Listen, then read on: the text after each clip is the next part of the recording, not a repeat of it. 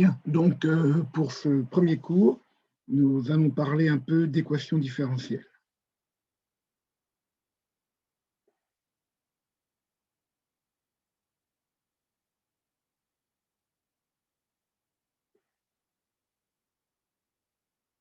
Alors en fait, ce cours, au niveau de maths complémentaires, on fera uniquement la partie qui va concerner la physique. Donc, je ferai une autre vidéo pour la partie qui concernera la science économique, les SES. Voilà, donc c'est pour ça que je ne vais pas trop m'étendre sur les concepts de la physique. Alors, il s'agit d'étudier la décharge d'un condensateur. Alors, donc déjà, bon, donc des rappels de physique.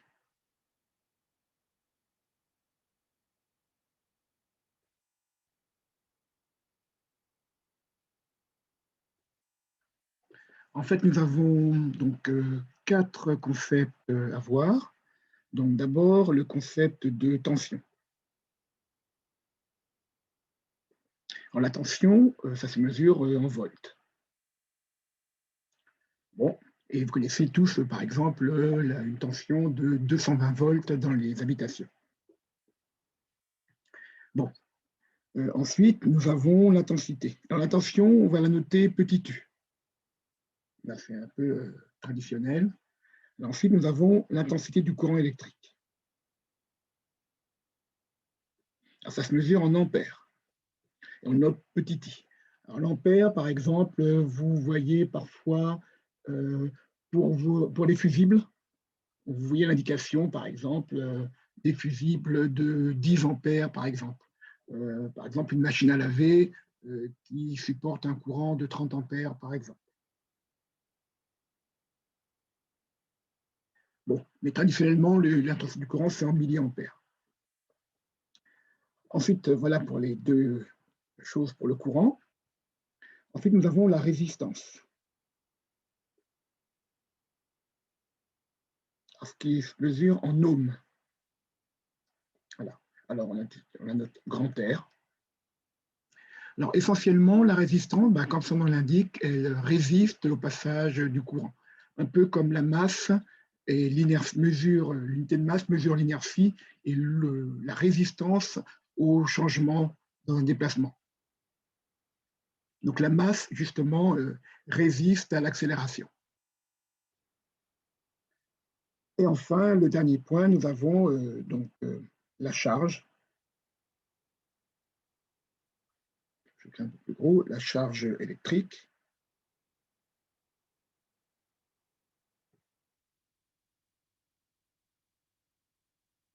Voilà, Q. Bon. Alors, la charge électrique, par exemple, vous savez que l'électron est une particule chargée, voilà, chargée négativement. Et alors, voilà les quatre principaux thèmes en physique. Alors, je vais bien sûr en introduire un cinquième, c'est la notion de condensateur.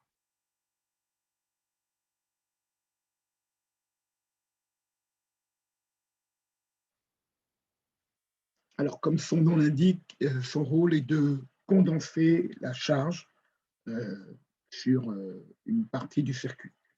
Donc, la charge d'un condensateur, justement, on appelle ça, comment dire, justement, la capacité d'un condensateur à condenser la charge s'appelle la capacité, donc on a notre C, donc en farad.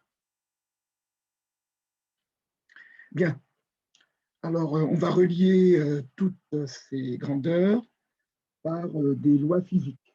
Donc justement, les lois de la physique, le but c'est on a des grandeurs et on les relie par des équations. On appelle les lois physiques. Alors, la première chose qu'on va voir, le plus simple, c'est la loi d'Ohm. Donc, voilà la loi d'Ohm. Vous avez donc une portion de circuit électrique, et vous avez juste une résistance, que je note R. Voilà, donc vous avez un fil, une portion entre A et B.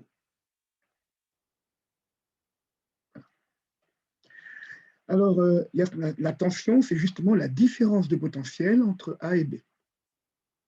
Alors,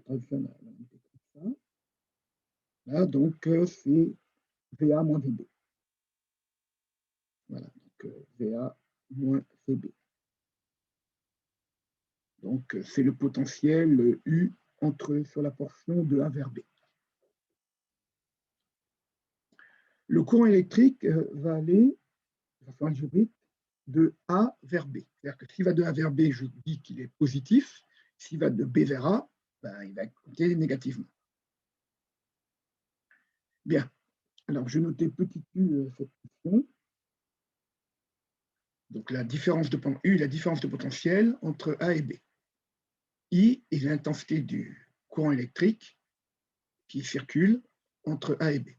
Et R est la résistance qui est dans la portion de circuit entre A et B. Donc, vous avez trois grandeurs, U, R et I. Je suppose qu'il n'y a rien d'autre. Alors, la loi d'Ohm dit la chose suivante, c'est que U est proportionnel à I. Et que la constante de proportionnalité, c'est tout simplement la résistance. Donc, voici la loi U égale RI. Donc, UAB. Hein, voilà. UAB. Précisé. Donc, si je connais, par exemple, deux grandeurs parmi les trois ici, je peux trouver la troisième. Si je connais la résistance du circuit entre A et B, si je connais l'intensité du courant qui circule entre A et B, je peux connaître la différence de potentiel, la tension entre A et B. Si je connais la tension entre A et B, si je connais la résistance entre A et B, je peux calculer l'intensité du courant qui circule entre A et B. Donc, voilà. Voici la première loi. Alors, la deuxième loi, c'est la loi qui va faire intervenir justement un condensateur.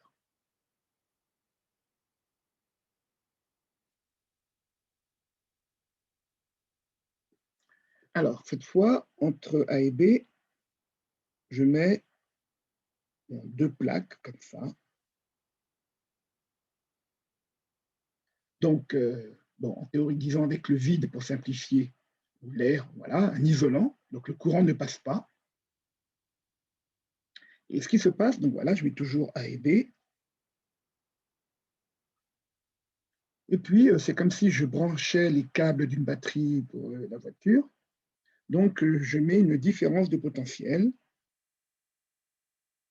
Donc, il y a une tension entre A et B, que je note encore UAB. Par exemple, une pile. La tension créée par une pile. Une pile classique du commerce, hein, de par exemple 4,5 volts. Alors, qu'est-ce qui va se passer? Eh bien, s'il y a une différence de potentiel entre A et B, eh bien, la différence de potentiel va mettre en mouvement des charges électriques. Donc, typiquement, ce qui va se passer, c'est qu'il y aura un courant, donc I, une accumulation de charges qui vont aller comme ça, dans ce sens-là. Qu'est-ce qui va se passer? Du coup, eh bien, cette plaque-là va se charger positivement. Alors, je suppose que le courant est positif. Et du coup, cette charge-là, des charges vont quitter, des charges entre guillemets positives pour simplifier, hein, même si l'électron est négatif, vont quitter cette plaque qui va être déséquilibrée en termes de charge et va se charger négativement.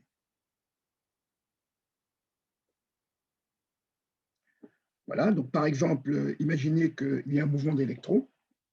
Eh bien, si je rappelle que les électrons vont dans le sens contraire de l'écoulement du courant.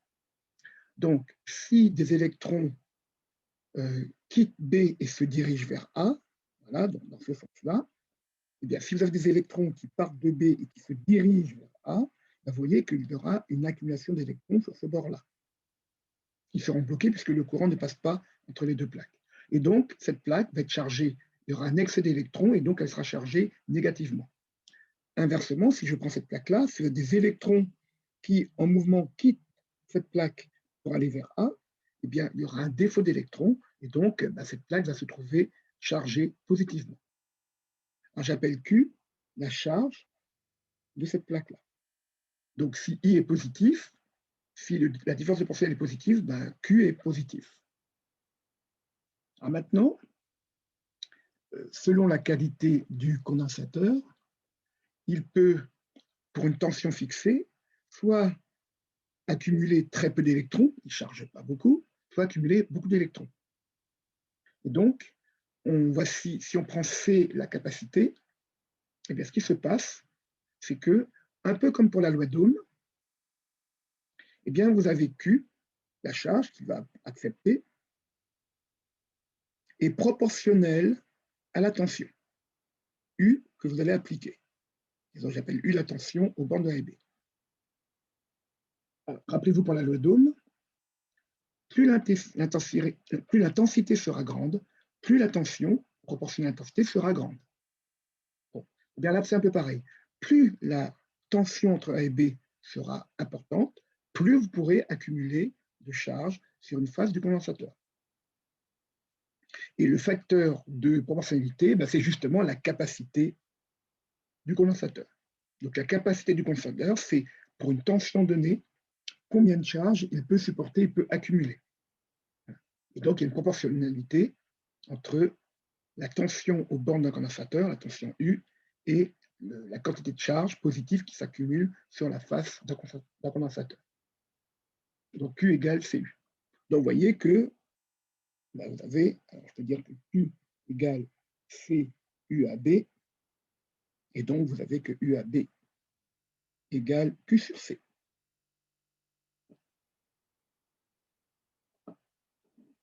Voilà la deuxième loi, je vais l'écrire un peu plus gros.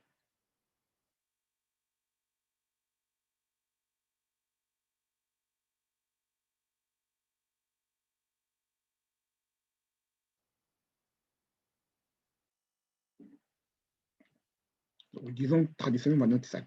U égale Q sur C.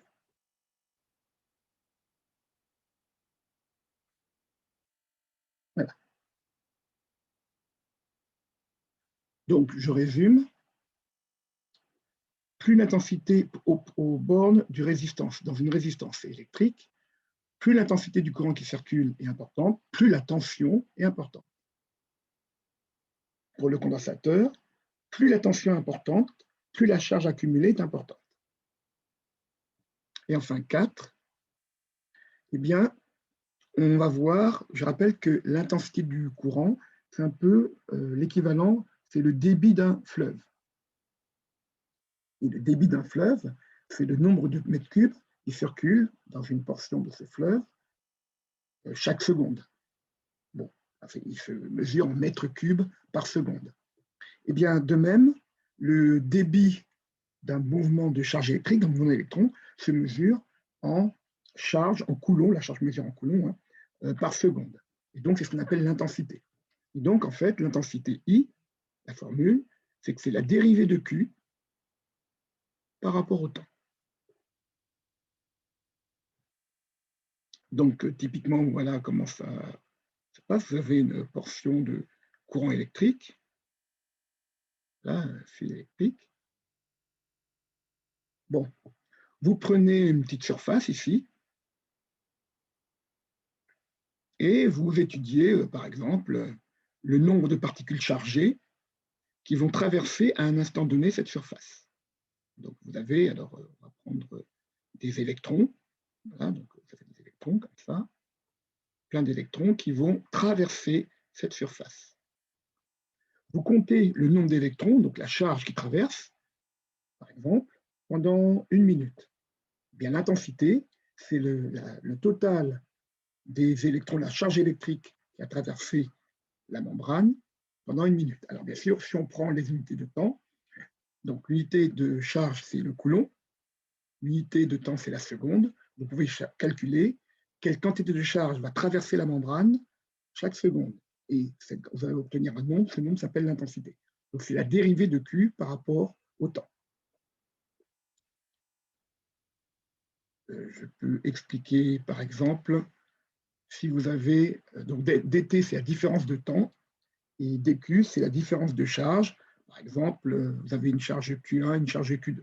Bon, disons, sans entrer dans les détails, on va juste retenir que I égale la dérivée de Q par rapport au temps, et Q, ben, c'est une fonction du temps. Bon, ben voilà, on a tous les éléments.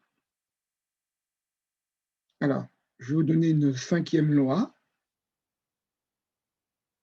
Eh bien, c'est une sorte de relation de Chasles pour la tension. Ça veut dire que, je rappelle la relation sociale pour les vecteurs, hein. Par exemple, le vecteur AC est égal au vecteur AB plus le vecteur BC. Voilà, donc là je mets A, là je mets B, et là je mets C. Donc le vecteur AC, c'est le vecteur AB plus le vecteur BC. Mais vous avez exactement la même chose pour la tension, c'est-à-dire que si vous avez une portion électrique, là, vous avez un point A, un point B, un point C. Donc si j'appelle UAB la différence de potentiel entre A et B, si j'appelle UBC la différence de potentiel entre B et C, et enfin, si j'appelle UAC la différence de potentiel entre A et C, eh bien, vous aurez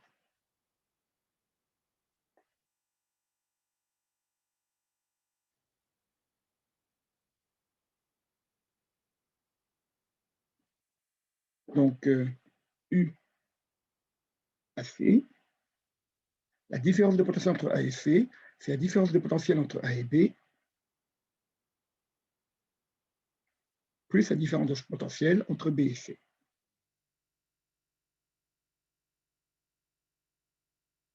Voilà, vous avez tous les éléments pour comprendre la décharge d'un condensateur. Bon. Alors voilà comment maintenant on met en place les éléments physiques. On peut commencer à faire une étude mathématique. Donc voilà comment ça se passe. Vous avez une portion d'un circuit. Donc, par exemple, entre A, bon, je mets A1 et A2, vous avez une résistance, R qui est donnée. Entre A1 et A2. Entre A2 et A3, vous mettez un condensateur de capacité C.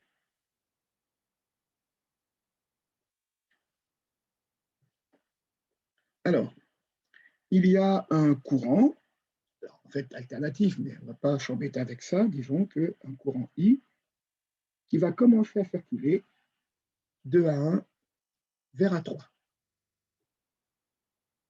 Donc, vous savez maintenant que bon, si le courant circule de A1 en direction de A3, eh bien, des charges vont s'accumuler sur cette face-là. J'appelle Q la charge qui s'accumule sur cette face du condensateur. Bon, maintenant, nous allons appliquer nos lois. Il y a une tension entre A1 et A2. Il y a une tension entre A2 et A3. Et il y a une tension entre A1 et A3.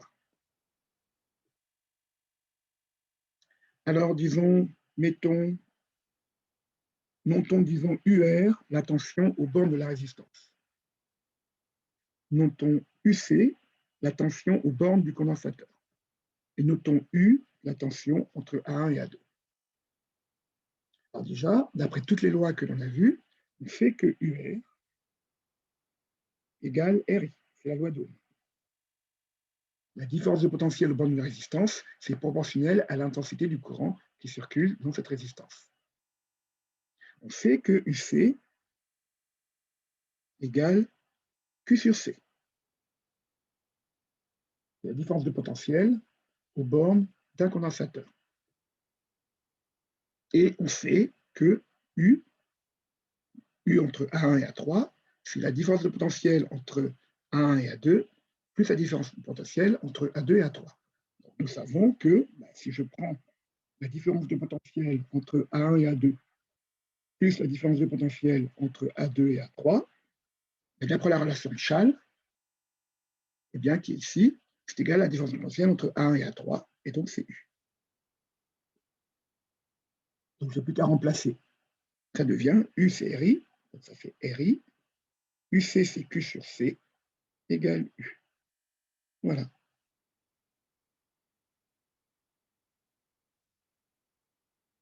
Alors, vous allez me demander quel rapport avec les équations différentielles.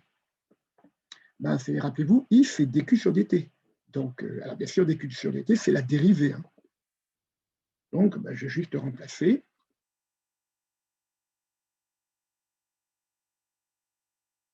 Et obtenir une équation différentielle. Donc, ça fait R dq sur dt plus q sur c égale u. Voilà. Bon. Alors, si je veux obtenir ça en langage mathématique, donc je rappelle que c'est la dérivée, hein, donc je prends des notations mathématiques, mais qui ne sont pas employées en physique. En mathématiques, ça donnerait R fois Q', la dérivée de Q, plus Q sur C égale U. Vous savez qu'en mathématiques, bon, on aime bien avoir R' tout seul, je vais donc diviser par R, donc vous avez Q' plus 1 sur RC, j'y sous par R, hein. Donc Q égale 1 sur R. Donc, si vous connaissez U, si U est donné, eh bien, la charge électrique est la fonction qui donne la charge électrique en fonction du temps est une équation différentielle. C'est ici. Voilà. Bon, donc je réclame l'action des physiciens. Voilà, ça donne dq sur dt plus donc 1 sur RC Q égale 1 sur R U. Voilà.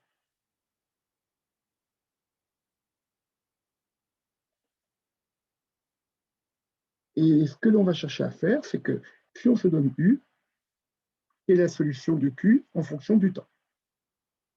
Alors, en fait, nous ferons que deux cas. Le cas où U est nul, il n'y a pas de tension entre 1 et A3, et le cas où U est une tension non nulle, mais constante. Donc, le cas qu'on va étudier, ce sera le premier cas, donc le cas où U égale 0.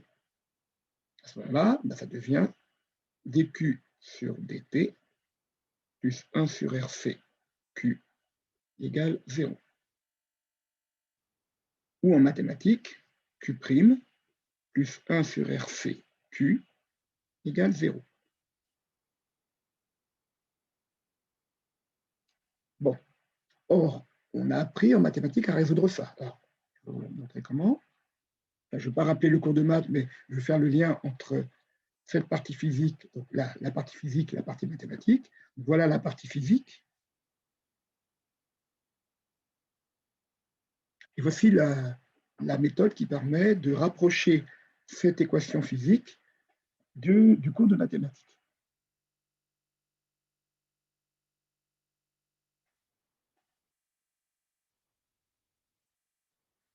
Déjà, donc vous voyez que là, j'ai traduit dq sur dt, c'est dérivé, c'est q'.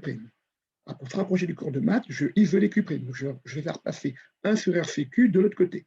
Donc ça devient q' égale moins 1 sur RCQ. Alors, en mathématiques, on aime bien les notations condensées, donc on va prendre que moins 1 sur RC, je vais l'appeler petit a. Donc, posons petit a égale moins 1 sur RC. Vous voyez que c'est un réel strictement négatif. Parce que R est positif strictement et C aussi. Alors, l'intérêt, c'est que maintenant, ça devient Q' égale petit a fois Q. Alors, je rappelle que Q est fonction du temps. Donc, pour vraiment se rapprocher du cours de maths, en physique, la fonction, on la note Q, Q fonction du temps, eh bien, on va noter, posons, Y égale Q. Donc, Y est une fonction du temps et Q est une fonction du temps. C'est juste un problème de notation. Hein. En fait, on parle de la même chose en maths et en physique, simplement, on n'utilise pas les mêmes lettres. Du coup, ça devient Y' égale à Y, où A est une constante.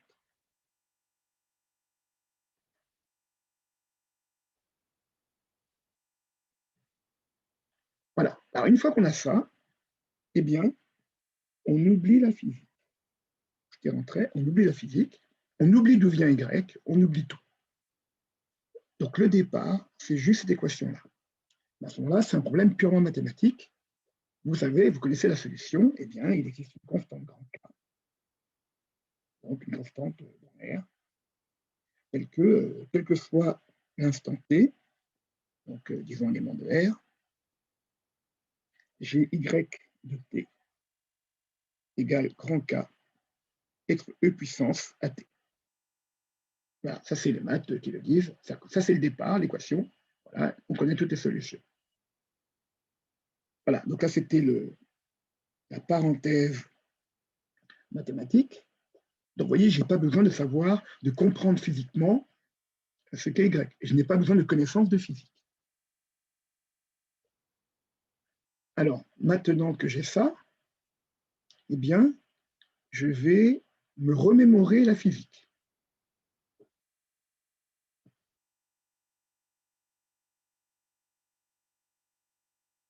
Donc, pour cette parenthèse-là, je n'ai besoin d'aucune connaissance en physique. Maintenant, je vais me remémorer la physique. Ben, je me rappelle que Y, en fait, c'est Q. Donc, finalement, il existe K, un réel, quel que soit T. Alors, en physique, on prend les temps positifs, hein, donc quel que soit T, supérieur ou égal à 0. J'ai Y de T, mais rappelez-vous, Y, c'est Q, donc j'ai Q de T égale une constante K, la constante K, fois E puissance A, mais maintenant je me rappelle que A c'est moins 1 sur RC, T. Donc voilà, je connais la tension à chaque instant si je connais la résistance et la capacité. Alors souvent en physique, on pose taux, donc taux c'est lettre grecque qui correspond à petit t, hein, c'est RC. En fait, RC est homogène à un temps, et taux s'appelle le temps de relaxation. Mais c'est le temps de réponse.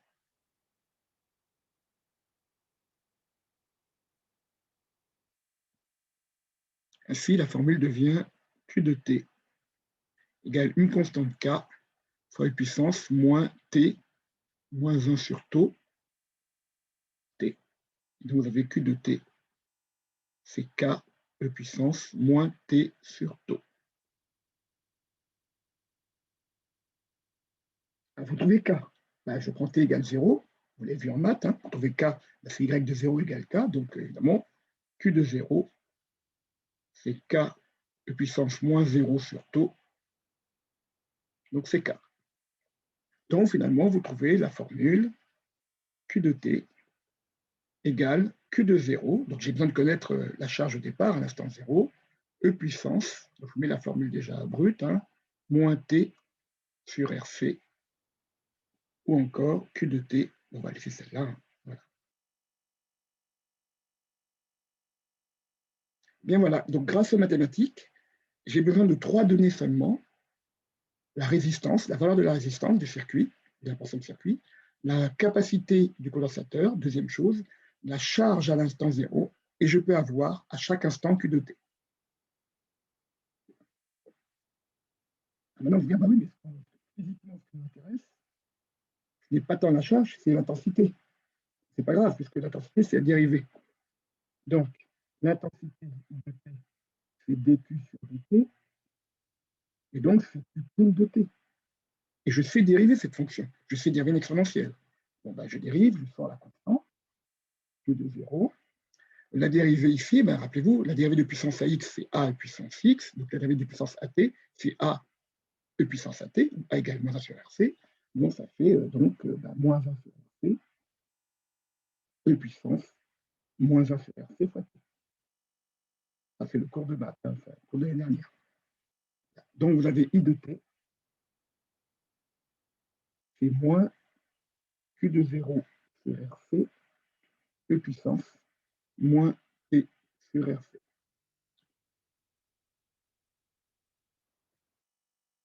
Bon, on va me dire, ben oui, mais ce n'est pas le Q de 0, ce n'est pas très clair. Alors voilà comment on va faire. Vous voyez cette formule-là, eh bien, donc vous voyez que là, c'est la constante K qui apparaît. Hein. Eh bien, vous allez me dire, mais oui, mais Q de 0, on n'a pas accès à Q de 0. Ben, ce n'est pas grave, parce qu'on va prendre cette formule-là. Imaginez, je ne connais pas Q de 0. Donc, si je ne connais pas Q de 0, je connais R, je peux mesurer la résistance, je peux mesurer C, la capacité, mais Q de 0, je peux dire que je n'y ai pas accès. Eh bien, on va faire une petite astuce mathématique. on a cette formule-là, on va simplement prendre t égale 0, on place t par 0. T par 0, prenant t égale 0, à l'instant initial, ça devient i de 0 égale moins u de 0, je ne connais pas, sur RC, fois puissance moins 0 sur RC. Et donc, bien sûr, vous trouvez que ça fait moins Q de 0 sur RC. 4 sur 0 égale 1. Donc, vous voyez que I de 0 est tout simplement égal à moins Q de 0 sur RC. Or, je vous ai dit qu'on ne connaît pas Q de 0. Sauf que maintenant, vous voyez que moins Q de 0 sur RC, il est là, c'est I de 0. Donc, la formule devient I de T égale moins Q de 0 que je ne connais pas sur RC, ben c'est I de 0, fois E puissance moins T sur RC. Alors là, c'est beaucoup plus joli. Parce que vous voyez que j'ai besoin de connaître trois choses. La valeur de la résistance en ohms, la valeur de la résistance, hein, la valeur de la capacité du condensateur et l'intensité à l'instant 0. Or, l'intensité, j'y ai accès. Il suffit de mettre un ampèremètre. Je branche un ampèremètre et j'ai accès à l'intensité. Donc, si avec l'ampèremètre, je connais l'intensité à l'instant 0, si je connais la résistance, la capacité qui ne bouge pas, je peux prévoir la variation du courant en fonction du temps. Alors, je peux même représenter ça graphiquement. Graphiquement, ben, voilà, je peux faire un graphe comme ça, le temps, l'intensité, I de t. Bon, ben, c'est une exponentielle décroissante. Vous voyez, c'est comme ça. Donc là, vous avez I de 0. Et ça va faire comme ça. On peut même interpréter ici le temps de relaxation. Voilà. Donc la courbe va faire une courbe comme ça. Et vous voyez que ben, la limite, quand t tend vers plus l'infini, vous avez vu ça en maths, hein, de I de t, et ben, bien sûr, c'est 0. Donc ça veut dire que si vous prenez un condensateur et vous le laissez se décharger, ben, au bout d'un certain temps, ben, il n'y aura pratiquement plus de courant qui va circuler dans le fil. Donc, vous allez prendre un ampèremètre et l'aiguille va rester pratiquement à 0. Voilà. Donc, ceci s'appelle la décharge d'un condensateur. Voilà. Bon. Voilà, ça fait un peu plus de 30 minutes.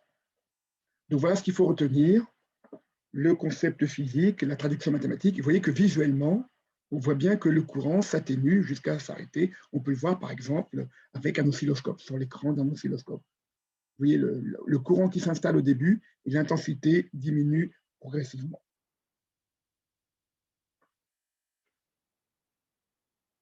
Voilà. Alors, on peut s'intéresser à la pente de la tangente. Alors, je vais vous montrer ça quand même. Voilà. Donc, rappelez-vous, on avait posé taux égale RC. Et donc, ça devient I de t égale I de 0, E puissance moins t sur taux. Alors, ça vous montre que si je ne connais pas R, si je ne connais pas C, mais si je connais le produit RC, je peux quand même avoir des informations sur le courant. Alors, j'ai ceci, je prends la dérivée, bien sûr. Donc, I' de t, c'est I de 0, une constante. Hein. Là, ça fait moins 1 sur taux fois E puissance moins t sur taux. Alors, pourquoi je fais ça? Parce que maintenant, je vais regarder ce qui se passe avec t égale 0. À t égale 0, I de t, c'est I de 0. Et je vais regarder I' de 0. Eh bien, I' de 0, j'en fais juste t par 0. I' de 0, ça fait I de 0, là, fois, donc, moins 1 sur taux, E puissance, moins 0 sur taux. Bon, évidemment, comme E puissance 0, ça fait 1, vous voyez que I' de 0 égale à moins I de 0 sur taux. Alors déjà, si I de 0 est positif, vous voyez que I' de 0 est négatif, c'est normal parce que vous voyez que la tangente, la fonction est décroissante. Donc la dérivée est négative, la pente de la tangente, donc c'est négatif. Bon. Et ce qui m'intéresse, c'est pas tant I' de 0 par rapport à 0, c'est le quotient. C'est de combien ça diminue. Donc je m'intéresse plutôt à déjà la valeur absolue. On va par la pente. Hein. Donc, je mesure le degré d'inclinaison de la pente. Donc, je vais m'intéresser à la valeur absolue. Une pente de moins 2 sera plus raide qu'une pente de moins 1. Une pente de moins 3 sera plus raide qu'une pente de moins 2. Donc, valeur absolue de I de 0, ben, c'est valeur absolue de moins I de 0 sur taux. Vous savez que c'est ici la valeur absolue de I de 0 sur taux. Bon, et si I de 0 est positif, taux positif, vous voyez que valeur absolue de I de 0,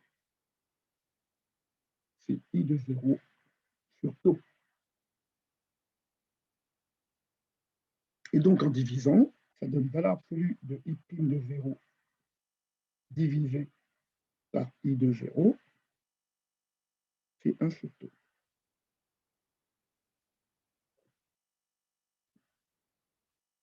Donc, de la même façon, en ayant accès à taux, ça mesure le degré d'inclinaison de la pente. Donc, ça veut dire que si taux diminue, 1 sur taux va augmenter. Voilà. Et donc, l'inclinaison de la pente va augmenter. Inversement, si taux augmente, devient de plus en plus grand, 1 sur taux va tendre vers 0 et la pente va devenir plus douce. Voilà. Donc là, ici, je fais taux petit. Donc, si taux est petit, je rappelle que 1 sur taux est grand, d'accord? Et donc la pente est grande, en valeur absolue. Et là, ici, ça fait taux grand.